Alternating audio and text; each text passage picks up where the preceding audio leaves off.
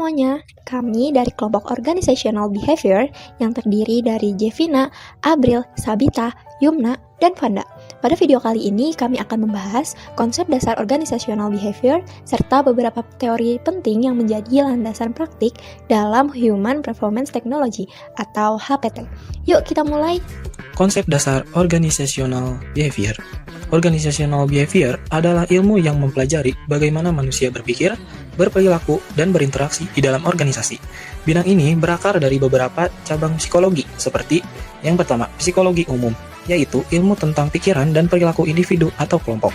Yang kedua, psikologi industri dan organisasi, yang fokus pada perilaku manusia dalam konteks kerja dan bisnis. Dan yang ketiga, psikologi sosial, yang meneliti bagaimana orang saling memengaruhi dan beradaptasi dalam situasi sosial. Selain itu, ada beberapa teori penting dari tokoh-tokoh seperti Taylor, Lewin, dan Herzberg yang menjadi dasar penerapan HPT dalam dunia kerja dan pembelajaran. Tokoh pertama adalah Frederick Winslow Taylor, yang dikenal sebagai Bapak Manajemen Ilmiah.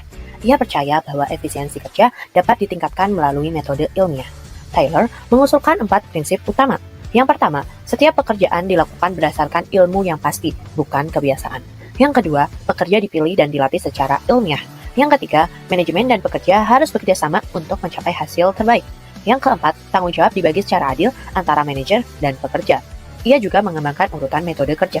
Urutan yang pertama, capacity, motives, and data. Pada urutan tersebut, memilih pekerja yang kompeten dan bermotivasi.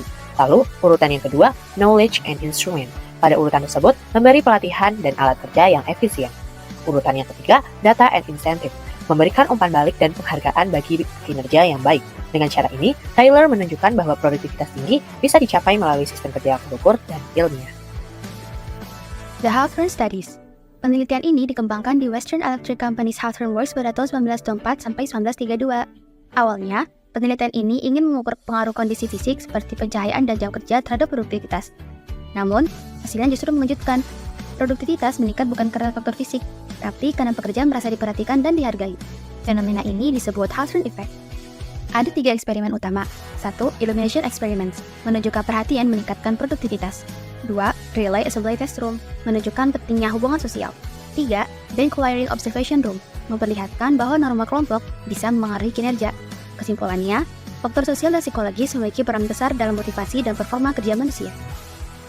Selanjutnya adalah Kurt Lewin, seorang psikolog asal Jerman yang dikenal dengan field teori atau teori medan.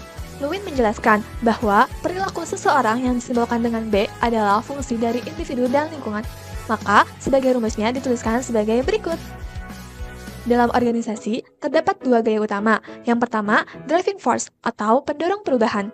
Yang kedua, restraining force atau penghambat perubahan. Perubahan terjadi saat kekuatan pendorong lebih besar daripada penghambat.